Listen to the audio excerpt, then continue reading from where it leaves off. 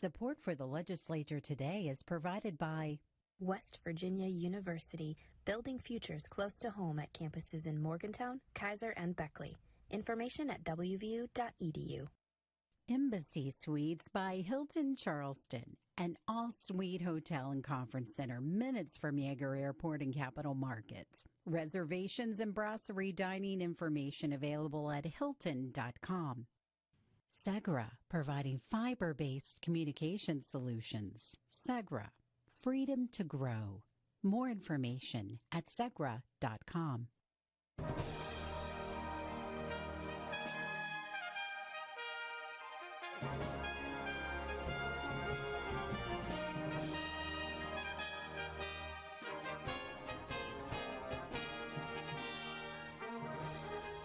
Welcome back to the Legislature today. I'm Bob Brunner. Thanks for joining us for tonight's coverage of the 2023 legislative session.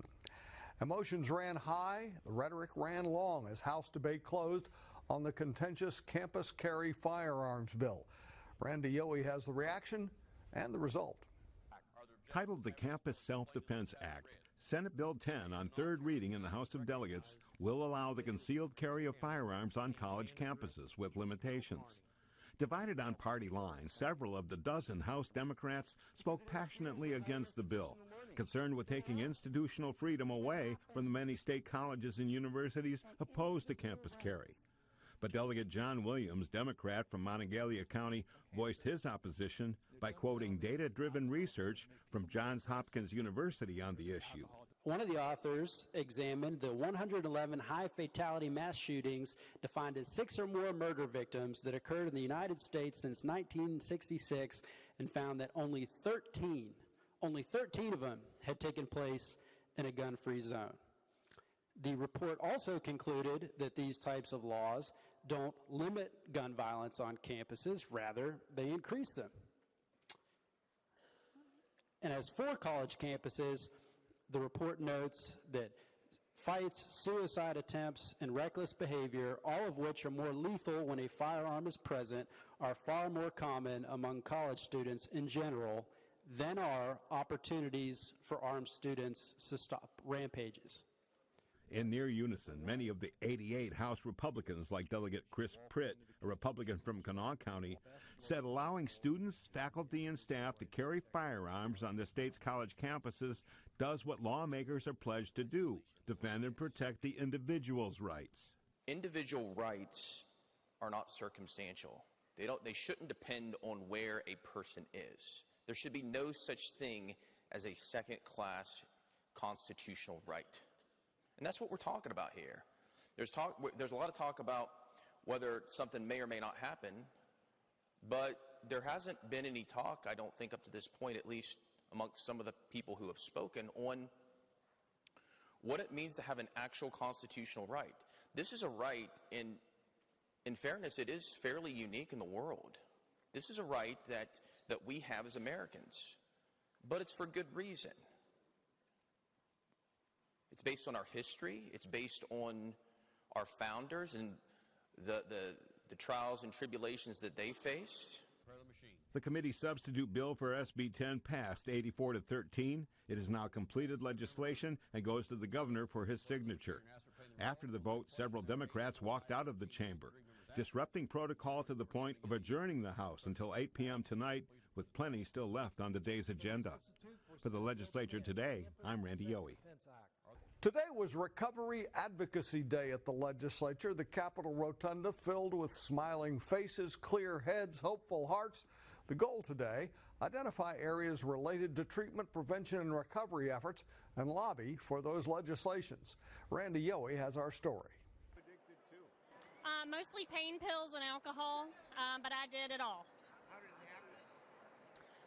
Started out as recreational use and fun, some rebellion, at a young age, and just escalated, and before I knew it, I was, too far in. Now 14 years sober and in continuing recovery, Charleston's Deb Harris, a wife and mother of 4, hit her so-called rock bottom when her life as a mother was jeopardized.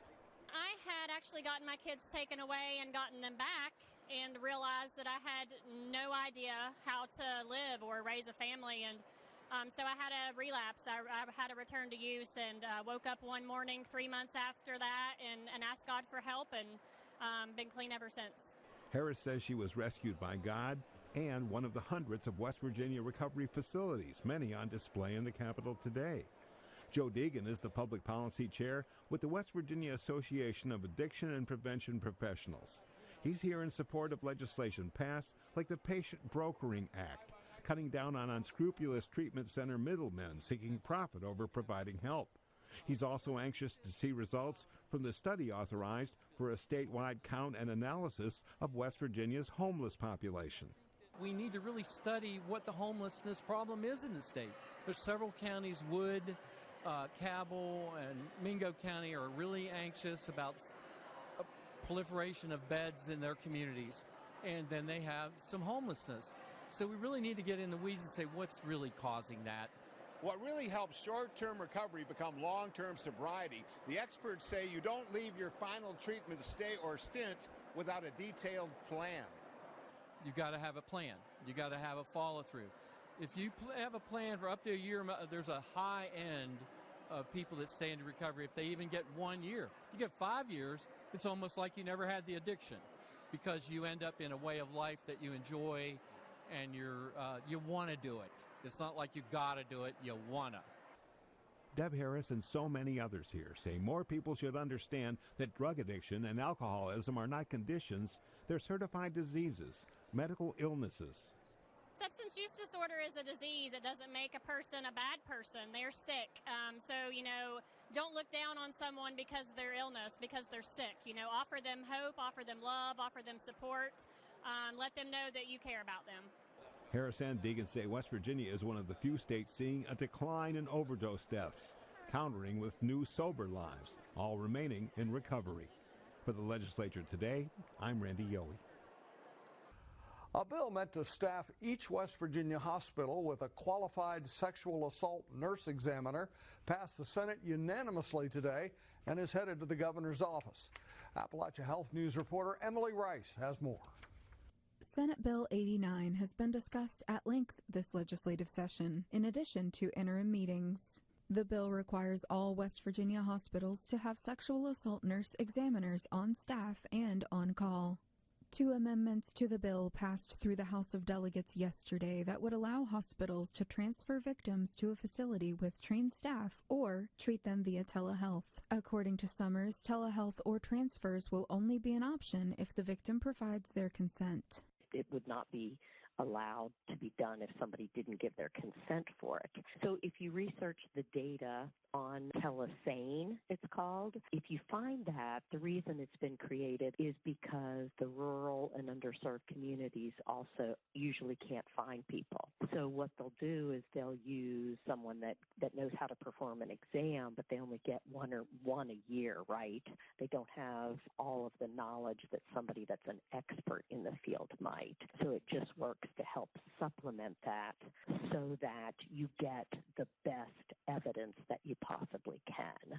Senate Bill 89, as amended, was passed by both chambers and now heads to Governor Jim Justice's desk to await his signature. Reporting for the Legislature today, I'm Emily Rice.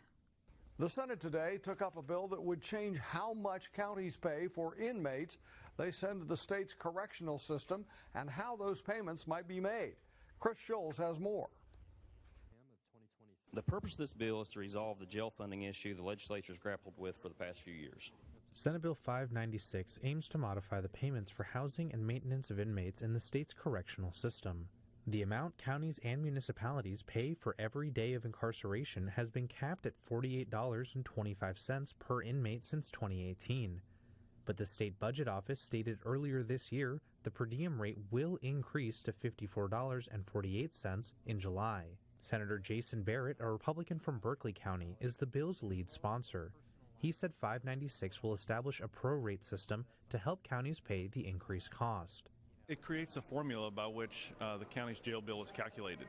So what we were able to do, with a lot of math, we were able to figure out each county's allotment of jailed nights and then we were able to create a formula based on that pro rata share that each county will receive, that the first 80% of the nights that happen in the county would be billed at a 20% discount rate. From 80% to 100% would be billed at 100% of the current rate, and then if the county goes over their allotted nights, there would be a 20% penalty for those nights. The rates for each county will be calculated by the Commissioner of Corrections and Rehabilitation using census data and reviewed every 10 years. Barrett said through the 20% penalty, the bill would encourage counties to not only reduce their jail bill, but also develop alternative programs to help West Virginians. This way we were able to reduce the jail costs for counties and also incentivizing them to have really good day report centers, recovery resource centers, and then also utilize home confinement officers. So I really think that's the important part of this bill, is that we are incentivizing counties to not only reduce their jail bill, but to help people of West Virginia. We certainly have a drug epidemic. Utilizing those things that I mentioned, I think, helps those people, helps the regional jail costs for counties. But if counties refuse to participate in those things and they don't make an effort to reduce their jail bill in the amount of nights that folks stay in jail in their county, then there will be a monetary penalty for that. The Division of Corrections and Rehabilitation, which has budgetary issues including a deferred maintenance cost of $200 million, has previously stated that the artificially low per diem payments do not cover the actual cost of incarceration. In presenting the bill on the Senate floor, Chair of the Senate Finance Committee, Senator Eric Tarr, a Republican from Putnam County, highlighted a provision in the bill that would put county commissioners personally on the hook for unpaid jail bills. It would codify the common and case law principle that public officials may be held personally liable for clearly delineated constitutional and statutory duties. This section of code clearly provides that counties bear the responsibility for paying for inmate housing and care. When a county fails to pay for inmate housing, this bill would codify that liability on both an official level and a personal level. There is a proviso in the bill that allows personal liability to be avoided by entering into a payment agreement and remaining current on the payments as set out in the agreement. Mr. President, I urge passage of the bill. The bill passed 22-11 with one senator absent and now heads to the House of Delegates for their consideration. For the Legislature Today, I'm Chris Schultz. Between the Roads to Prosperity and federal infrastructure law, there's a lot going on when it comes to roads and bridges.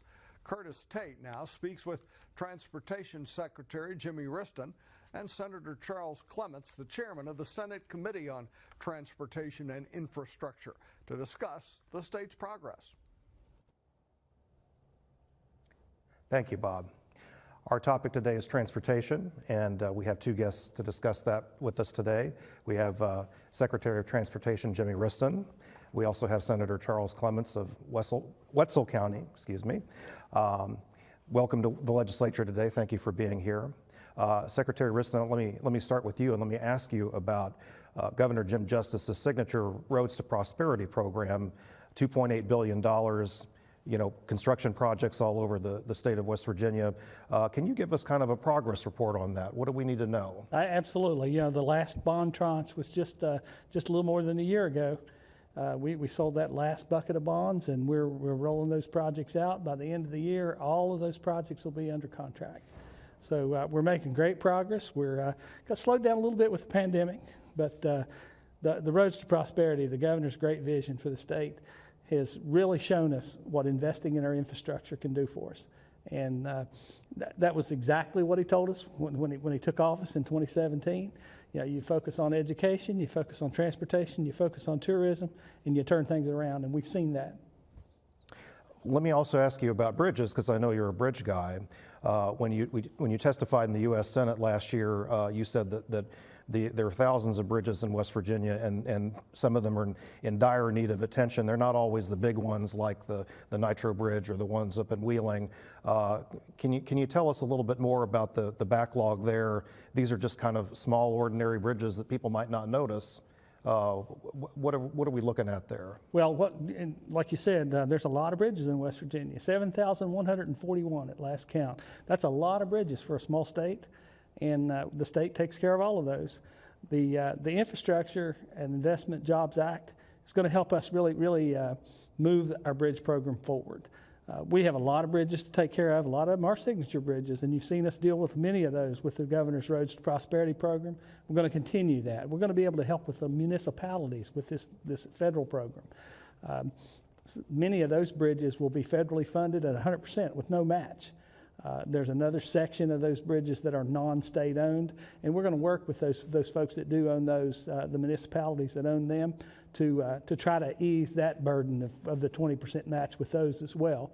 But all told, we're more than $500 million over the 5-year life of the bill to deal with our bridges. Now, don't misunderstand me. West Virginia bridges are safe. If they're not safe, they're closed. But they do need attention, and we've got to get the poor rating, the poor condition rating of these bridges up to good, fair. Move those into where we can serve the citizens and not have posted bridges out there. Well, you mentioned the bipartisan infrastructure law, and I think that gives about $500 million or so for bridges in West Virginia. How far will that get you? Well, it's certainly not going to take care of 7,141 bridges, but it's absolutely an impressive down payment. It's a very impressive down payment. I would tell you, I'm not going to use slang for that bill, that bipartisan infrastructure. That's slang, and that's a politically motivated. So the bottom line is, this is the Infrastructure Investment Jobs Act that we're talking about. And that was a bipartisan effort led by our great Senator Shelley Moore Capito that got a lot of this stuff in there for our bridges and for rural West Virginia. Well, Senator Clements, speaking of bridges, there seems to be some concern in the legislature about putting people's names on bridges and highways and things like that. There's some effort, I think, to maybe limit that some. What can you tell us about that? We passed a new rule through the joint rule of the House and Senate, which puts a time frame on those bills. What had happened in the past was all of those bills were to come over to the Senate from the House the last week of the session. And it clogged up our operations because our attorneys and intern that works on those, they had to spend a lot of time just working on those bridge naming resolutions. So now we have a process in place that will take effect after this year. So we'll still have the same log jam this year. However, I don't think there's as many of them as in the past. And they have to have all that information in the system before we come into session next year. And those bills, those bridges resolutions are going to have to be passed out early in the session so that we don't have that log jam, because that last week we've got a lot of important legislation we need to work on, and we're being sidetracked by these bridge naming resolutions. Secretary Riston, does that process of bridge naming, changing signage and stuff like that, does that create any sort of burden for your department? Oh, absolutely. All the information that the legislature needs to do this comes from us, and I have people over there working hard.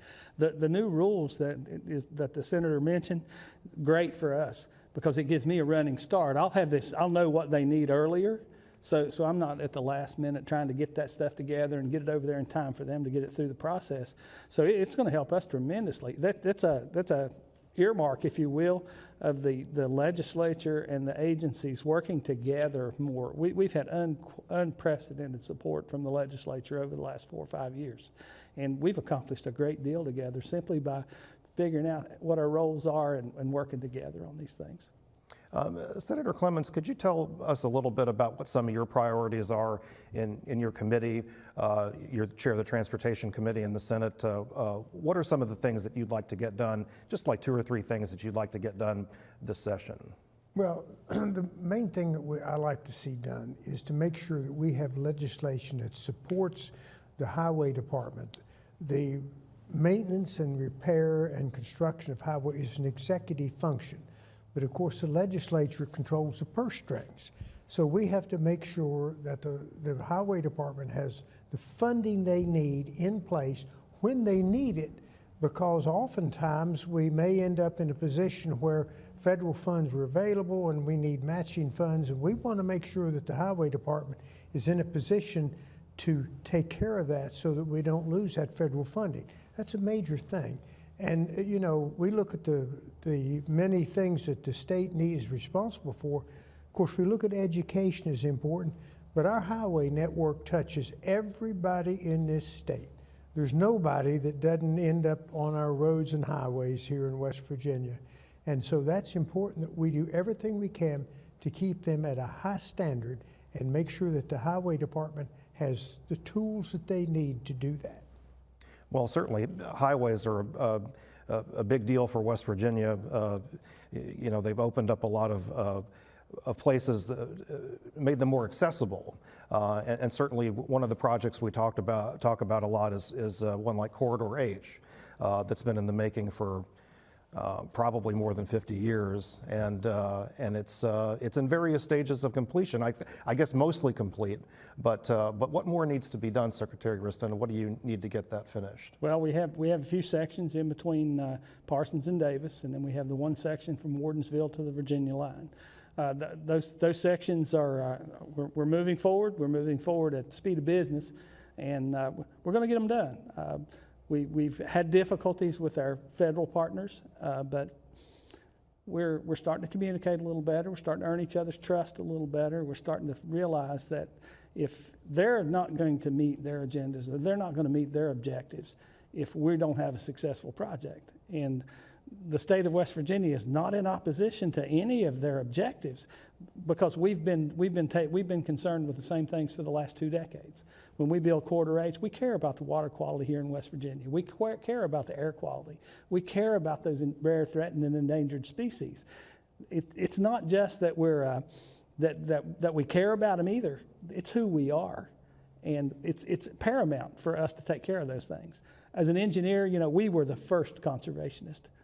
And those things have always been important to us. And a modern, safe, efficient highway can function and be constructed in conjunction with taking care of our environment and our precious natural resources that are out there. Senator Clements, what's an example of an infrastructure priority for you? Well, I've got one that I'm trying to push that it's hard to get through. Is I've worked for years to try to get the extension of Interstate 68 from Morgantown into the Ohio Valley, which is with the development of the gas industry and with the expansion of business and everything in the Ohio Valley, it is a very important road to connect the Ohio Valley with the East Coast and all over the rest of the nation. I personally would love to see the road extend clear to Dayton, Ohio, and help Ohio by getting traffic out of Columbus, but that's their problem. I want to see that highway built, and I know that something like that takes a lot of time. And all I hope to be able to do is plant a couple of seeds that might just get that done, Jimmy. What is the status of that? Has anything been done on that project? Well, there's just been a lot of talk, and we had some headway going on with some of the people with the Interstate 68 Route 2 Authority had been in Washington, and then when the administration things changed, we lost all our contacts, and we were just almost back to square one over there. There's been a lot of work by the Highway Department on West Virginia Route 2. That is a major road in the state of West Virginia. And it's being piecemealed, and it can be done to bring that up to 4-lane standards, and it's moving along. There's 2 jobs going right now, and a third one that's just ready to go on, start any time now, that will help bring that road up to 4-lane standards. And in particular, if you look in Marshall County, we want to move the road from where it presently is over against the hillside, and that's going to open up all that area in there for very good industrial development. Well, Secretary Riston, we only have about a minute left. What are some of the things that you and your department can do to help move along projects like that?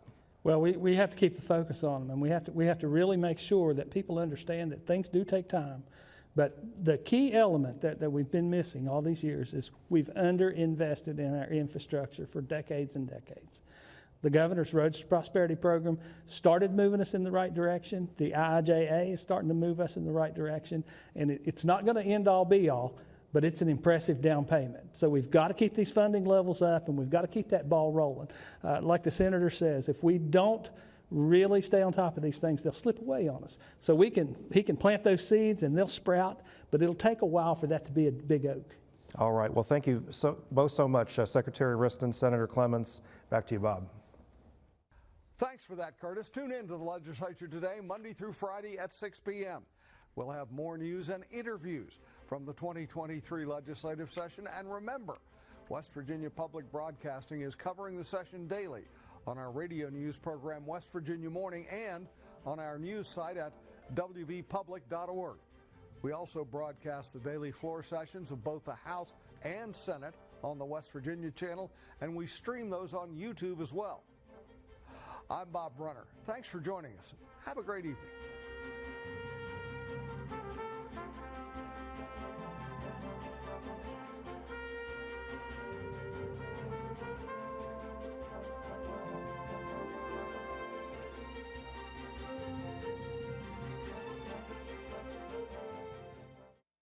Support for the legislature today is provided by West Virginia University, building futures close to home at campuses in Morgantown, Kaiser, and Beckley. Information at wvu.edu. Embassy Suites by Hilton Charleston, an all-suite hotel and conference center minutes from Yeager Airport and Capital Markets. Reservations and brasserie dining information available at hilton.com. Segra, providing fiber-based communication solutions. Segra, freedom to grow. More information at segra.com.